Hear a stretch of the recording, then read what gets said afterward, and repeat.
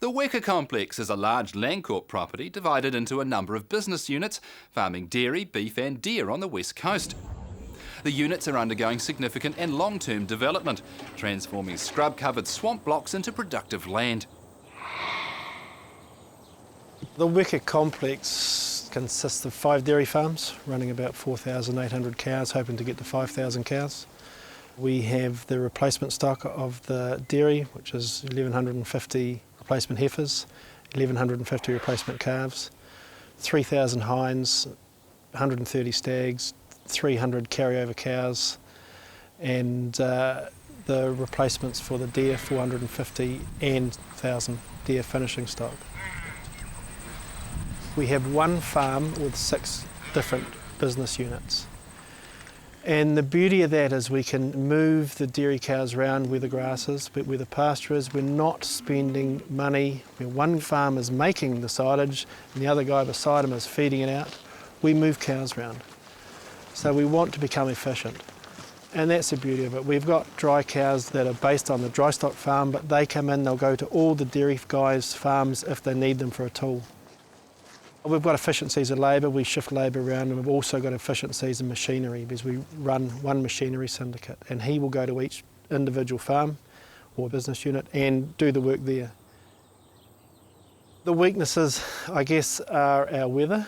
We get a lot of rain, we get 2.4 metres of rain, but we also get dry. Young soils, these soils are the oldest one in our development is 10 years old, so we're still building organic matter. And we still haven't got the carry capacity on some of these soils. But it's evolving, you know, and it's positive. Getting staff to come to the West Coast is sometimes difficult. It's a perception that the West Coast is wet and cold and full of sandflies, and the reality is it's not. It's a really great place to live. Opportunities that we have in our complex, and this is where it's great having a complex, and with Landcorp we get a lot of training. They're big on it and they're hot on it. They're hot on safety, and the policies are very stringent. And if you don't want to take it on board, don't come and work for us because we're not interested. We want the best guys, so we put in the best training.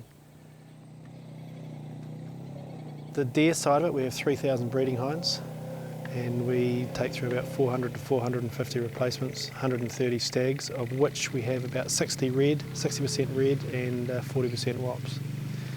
The weaners we take through, we wean in either start of pre-rut or post-rut in May, depending on the feed situation, and then we transfer half them out. The other weaners, they stay on farm and we feed in to the finishing farms. It's great for Landcorp, it means we can utilise our feed and it also means we can maximise our carcass weight. We have top 12 red stags out of the top 39 in the country. So we've got to start making hay with what we've got. But the idea is if we can put terminals in, if we can get to a stage where one farm might be 100% or whatever, and we can maximise the carcass weight. So we start specialising. Landcorp has sort of got this philosophy where we're going to be one farm, so 105 paddocks but one farm. Now if we can be one of those paddocks and if we can feed in good terminal deer that are going to have a carcass weight that can be 5 or 6 k's heavier, then it's great for Landcorp. This is the hind breeding country out to both sides of us and behind us. We probably won't be looking at developing a lot of that. It's running sort of 3 to 3.5 hinds per hectare. And at that stage it's giving us a return, whereas a lot of the country we're going into developing isn't giving us a return, and we've got to maximise where we put the digger for a start.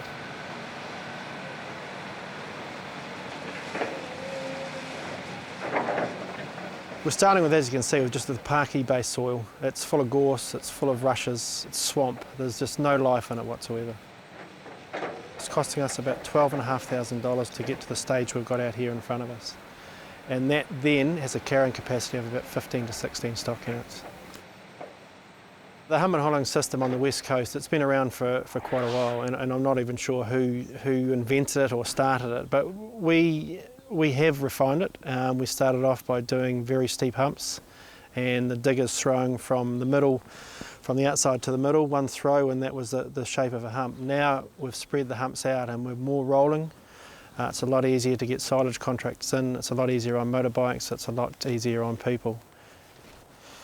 Yeah, so we got this finally sown mats in about the 15th of March.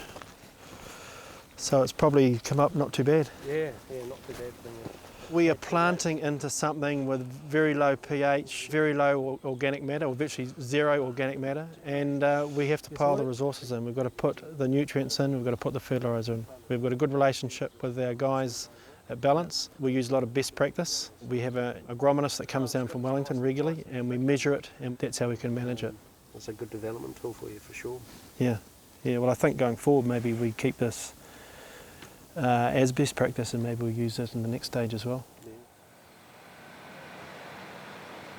So the process that we do when we start is the digger comes through and takes off the trash that I'm standing on here, takes off this area and puts it to one side. Then he comes down and he'll dig a trench that we see here, and the depth of the trench is to do with how much trash we're going to bury. So this stage the trash is all over there, the gravel that comes out there goes up on top. The trash that's over there then gets taken off there and put into the trench. Then another trench is dug and the gravel out of there is put up on top. And we just move along and that shapes our hump.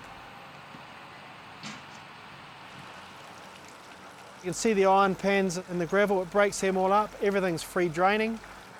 It filters through and it runs away without sitting on top of it here, on top of this pan. And turning back into what is just a waste of space, really.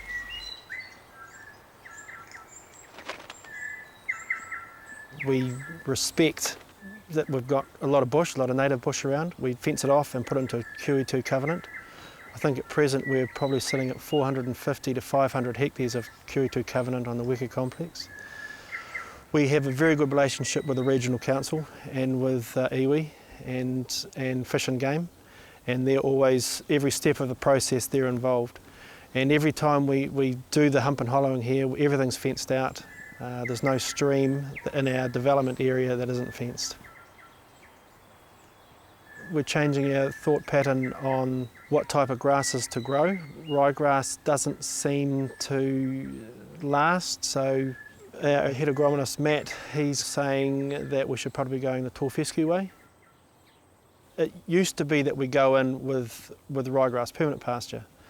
We've now thought of going along the best practice lines of saying, let's put in a crop for a start. We've got rye corn in behind us here. Take it through, maybe lift the organic matter if we can. Let the ground settle, because it slumps sometimes when we're burying all the trash that we've got behind us. Sometimes it slumps. So we put a crop in, we get it as smooth as we can so it's safe for guys riding bikes. We come back in, and after a year or 2 years, if it's a grass we're putting in, we'll come back in and put permanent pasture in then. So in 5 years' time, I think we will have got to the stage where we're self-sufficient. We won't have a lot of stock going away for grazing, and we will be up to the 1,000 milk solids per hectare, 800 to 900 to 1,000 milk solids per hectare. We'll be sending our deer out at a carcass weight of 58, 59. And if we can get to there, then we've hit the sweet spot, I guess.